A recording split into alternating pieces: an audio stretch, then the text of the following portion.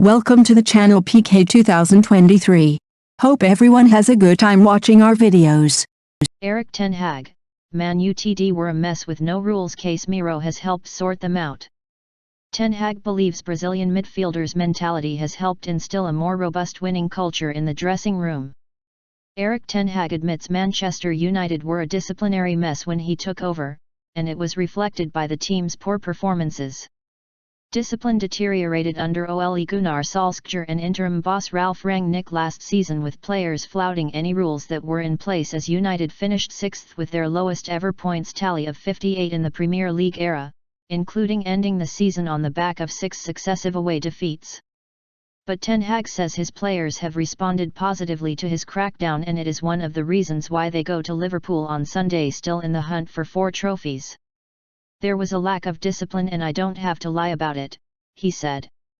"Top players like structure, not only on the pitch, so you need some rules. I think it's obvious in every organization that when there are no rules or no discipline in taking the rules seriously, then you create a mess. That's not only the case at a football club, but also in any industry. It was quite obvious because I could see on the pitch what was going on." Ten Hag described it as unacceptable at the time when Cristiano Ronaldo and Diogo Dalot left United's pre-season friendly with Rayo Vallecano early back in August.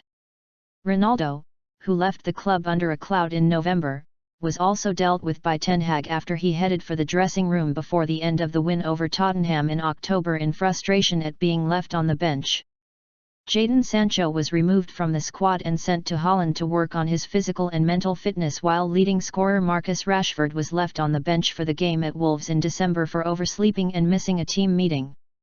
Ten Hag has improved not only discipline but also created a winning mentality among his players, with United winning 30 out of 39 games played in all competitions since losing their opening 2 fixtures of the season. He puts much of that down to the influence of Casemiro and says the Brazilian's character, leadership qualities, and serial winner's mentality were key reasons why he signed him from Real Madrid in August, when there were doubts about the wisdom of paying a £65 million fee for a 30-year-old with plenty of miles on the clock. "Casemiro is such a leader and so important for us," Ten Hag said. "Not only with his performances and skills, like scoring goals with his headers, or linking up, or intercepting balls, but also his organization, his mentality, the culture he projects. We are so happy that we signed him." When you go to recruitment in the summer, it was not only about signing players. We were looking for players with character, with personality.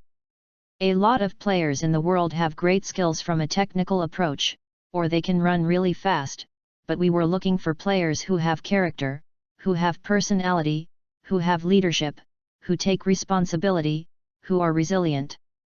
That is the type of player I was looking for after I analyzed the squad.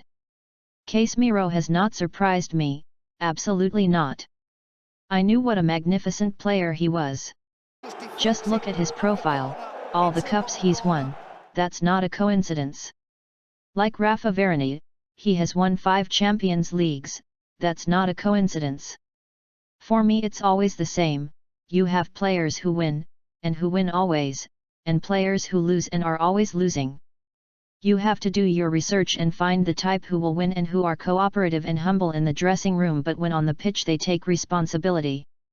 Casemiro's winning mentality was underlined after the final whistle of United's Carabao Cup final victory over Newcastle at Wembley on Sunday, when, rather than just be happy with the 2-0 final scoreline, he was seen deep in heated discussion with teammate Bruno Fernandes, who had wasted a chance to make it 3-0 in the final minutes. Ten Hag said, "The players have to have the approach that good isn't good enough. It was 2-0, but we could have won 3-0 if we made better decisions," and their conversation was about that. "I think it's good that players tell each other about their responsibilities and set high standards and high demands to each other. Sometimes you need a correction or a discussion so that a player is aware of his responsibilities." United's home game with Liverpool back on August 22 was significant not only for providing Ten Hag with his first competitive win as manager, but also underlined his reputation for not shying away from tough decisions for the benefit of the team, even if it upsets the individual.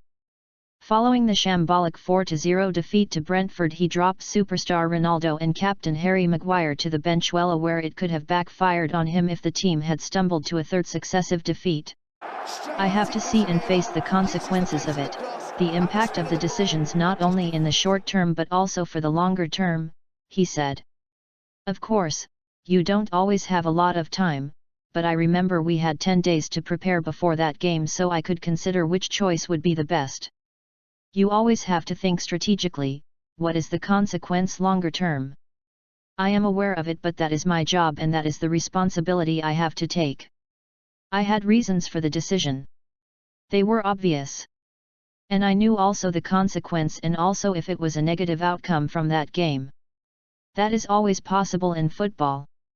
But I am not worrying. I sleep well also in those nights. If United win at Anfield, it would complete their first league double over Liverpool since 2015-16, when Ten Hag's Dutch Lewis compatriot Louis van Gaal was in charge. Van Gaal, in fact, managed the feat in both his seasons in charge. Thank you for watching our video. Please subscribe channel, comment and sharing our videos.